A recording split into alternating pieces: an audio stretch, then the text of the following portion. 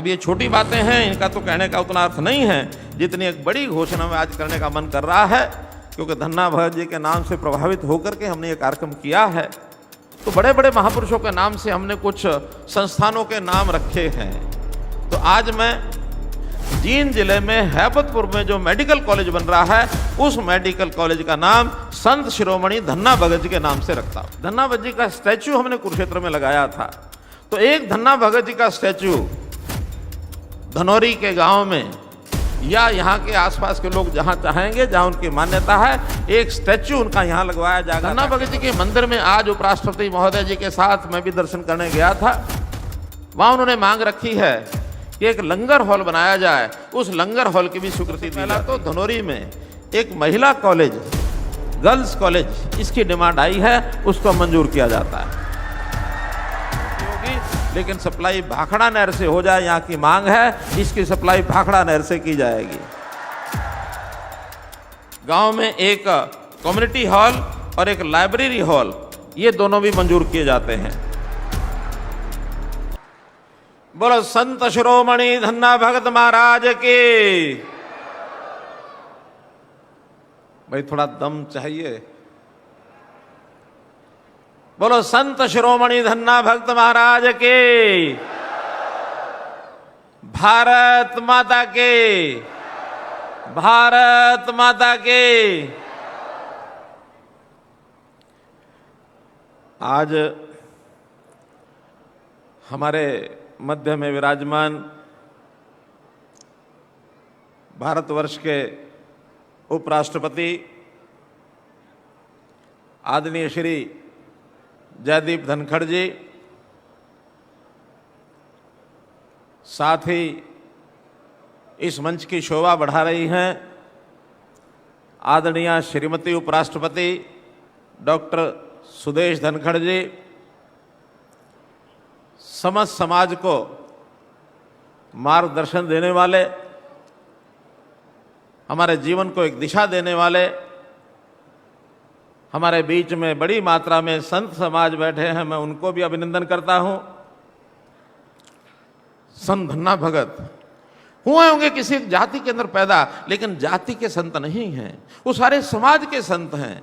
उन्होंने भी गुरुवाणी में जो कुछ लिखा है, उस गुरुवाणी में लिखा हुआ मैं आपको पढ़ के अगर सुनाऊं तो आपको ध्यान में आएगा। गुरु ग्रंथ साहब जी ने लिखा है, जोत समाई समाणी जाके अछली प्रभु पहचानया।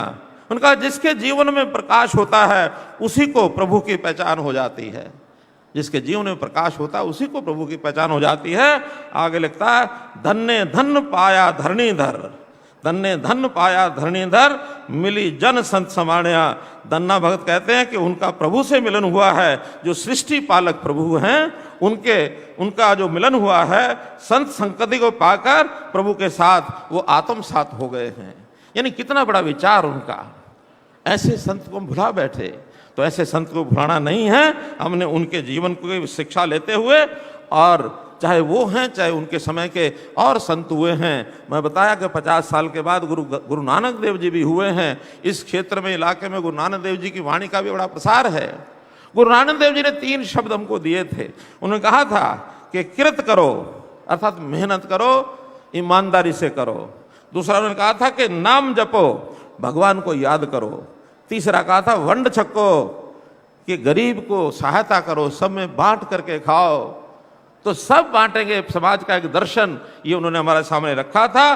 तो ऐसा करते करते मेरा तो यही कहना है कि संतों की इन वाणी को याद करते हुए मैं तो धन्ना भगत जी के नाम को, उनकी यादगार अमर बनी रहे, इसके लिए कुछ बातें जरूर आपको कहना चाहूंगा।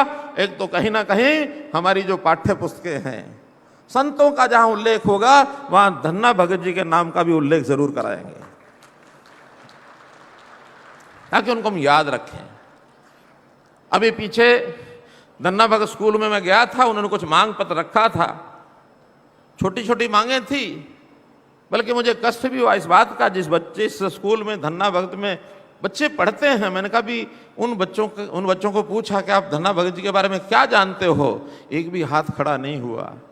मैंने उसी समय कहा कि धन्ना भगत जी के पुस्तक इन बच्चों को पढ़ाओ, जो जिस स्कूल में पढ़ते हैं उस नाम को याद रखेंगे। धन्ना भगत जी का स्टैचू हमने कुरुक्षेत्र में लगाया था। तो एक धन्ना भगत जी का स्टैचू धनौरी के गांव में या यहाँ के आसपास के लोग जहाँ चाहेंगे, जहाँ उनकी मान्यता है, एक स्टैचू उनका यहाँ लगवाया जाएगा ताकि अमर बना रहे उनका नाम। धन्ना भगत जी के मंदिर में आज उपराष्ट्रपति महोदय जी के साथ मैं भी दर्शन करने गया था। वहां उन्होंने मांग रखी है कि एक लंगर हॉल बनाया जाए, उस लंगर हॉल की भी स्वीकृति दी जाती है। ऐसे ही वहां एक धन्ना भगत जी के नाम का तालाब है, सरोवर है, उसकी स्पोर्ट वाल, उसकी जो लाइनिंग है, वैसे तो हमारा पौंड अथॉरिटी का काम उस पर चल रहा है, फिर भी उस पर लाइनिंग, उस पर घाट वगैरह बन जाए, उसका और सौंदर्यीकरण जो है उसका वो किया जाएगा। इसी प्रकार अब ये छोटी बातें हैं, इनका तो कहने का उतना अर्थ नहीं है जितनी एक बड़ी घोषणा में आज करने का मन कर रहा है, क्योंकि धन्ना भगत जी के नाम से प्रभावित होकर के हमने ये कार्यक्रम किया है। तो बड़े बड़े महापुरुषों के नाम से हमने कुछ संस्थानों के नाम रखे हैं। तो आज मैं जींद जिले में हैबतपुर में जो मेडिकल कॉलेज बन रहा है, उस मेडिकल कॉलेज का नाम संत शिरोमणि धन्ना भगत जी के नाम से रखता हूं, ताकि इनका नाम अमर रहे। बहुत ऐसे पीछे राजनीतिक आदमी आए, दो या तो फिर अपने पिताजी का, दादाजी का नाम रखते हैं, या अपने ही नाम से चीजों को आगे चलाने लग जाते हैं। लेकिन हम कहते हैं कि जिन्होंने बहुत समाज के लिए किया, अनाम जो हैं, ऐसे अनसंग हीरो जिनको कह सकते हैं, ऐसे लोगों को याद रखो। हमने इससे पहले भी एक यूनिवर्सिटी का नाम महर्षि वाल्मीकि यूनिवर्सिटी नाम रखा, एक यूनिवर्सिटी का नाम भगवान विश्वकर्मा के नाम से हमने वो रखा, एक यूनिवर्सिटी का नाम पंडित दीनदयाल उपाध्याय के नाम से रखा। ऐसे ही पिछले दिनों में एक मेडिकल कॉलेज का नाम गुरु रविदास जी के नाम से रखा। तो आज उसी कड़ी में एक मेडिकल कॉलेज का नाम महर्षि संत शिरोमणि धन्ना भगत जी के नाम से उस मेडिकल कॉलेज को मैं रख रहा हूं। कुछ गांव की मांगे भी मुझे दी गई हैं, हालांकि आसपास के इलाके की भी मांगे आई हैं, क्योंकि यहाँ तो जनसमाज केवल गांव का नहीं, आसपास के गांव से या विधानसभाओं से भी आया है, कई जिलों से भी आया है।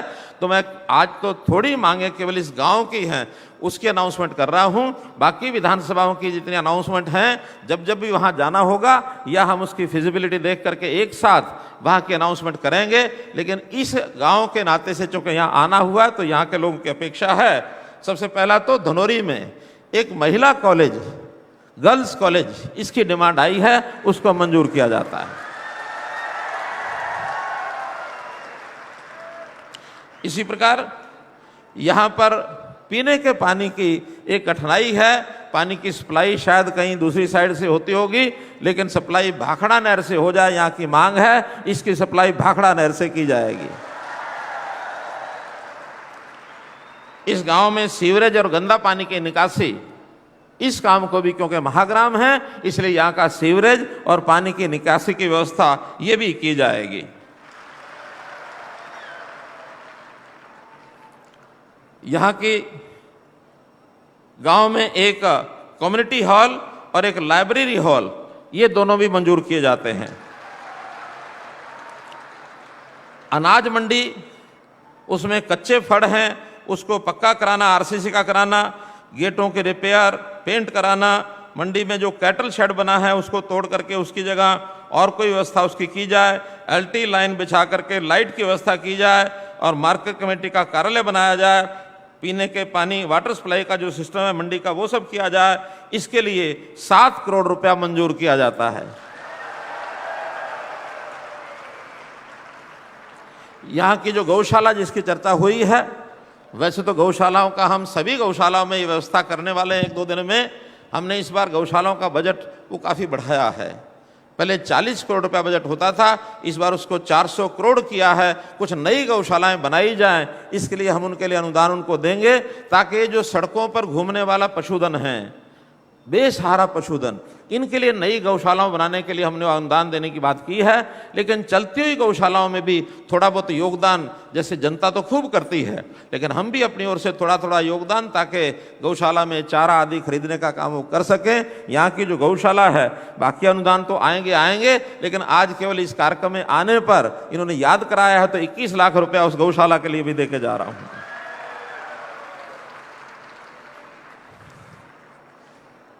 मित्रों, मन में भाव यही है कि काम करते रहो, काम करते हुए आगे बढ़ें। कर्मण्येवाधिकारस्ते मा फलेषु कदाचन। भगवान कृष्ण ने ये गीता का उपदेश कुरुक्षेत्र में दिया था, और ये कुरुक्षेत्र की जो 48 कोसी परिक्रमा की जो एरिया है, मुझे लगता है या तो उसी के अंदर आता है, उसके नज़दीक लगता है। इस क्षेत्र में भी मैं आप सब लोगों से आह्वान करूंगा कि निस्वार्थ भाव से, ईमानदारी से, मेहनत से आप आगे काम करते रहें। जिसकी ज़रूरत है उस ज़रूरत को पूरा करने का काम हमारा सरकार का है। हाँ, जिसकी ज़रूरत नहीं है वो हाथ आगे ना फैलाए। मैं ये बात कई बार कहता हूं तो हमारे कुछ लोगों को अच्छी नहीं लगती। वो कहते हैं आपने जो करना वो किया करो, ये क्यों कहते हो ये ना किया करो। मेरा इसलिए कहना होता है कि जिसको नहीं ज़रूरत होती जब वो ले लेता है, तो जिसकी ज़रूरत होती है उसको नहीं मिल पाता है। इसलिए उनके साथ अगर न्याय करना है तो जो ठीक ठाक लोग हैं उनको अपने दोनों यानी हाथों की 10 नाखून की कमाई करके आगे बढ़ते हुए और अपना काम चलाना चाहिए। जो बेचारा पीछे रह गया है, जैसे घर में भी एक परिवार का जो आदमी होता है उसको यानी कमज़ोर अगर होता है उसी की सहायता की जाती है, और सरकार जो काम करती है उसमें सहयोग करना चाहिए। बहुत से लोग ऐसे भी हैं जो दबाव बनाने के लिए कई बार जो है ना, जैसे जिसका धिंगताना करना, आंदोलन करना, स्ट्राइक करना और ज़बरदस्ती काम को कराने का भाव जो रखते हैं, वो काम में बाधा डालते हैं। उनको भी हमको समझाना चाहिए कि जो अच्छा काम सरकार कर रही है उसका साथ देना चाहिए। कहीं कोई कमी रह जाए तो उसके लिए बात करनी चाहिए। संवाद से चीज़ें आगे बढ़ती हैं। इतनी बात कहते हुए मैं आपका बहुत बहुत आभार और धन्यवाद करता हूँ। बहुत बहुत धन्यवाद।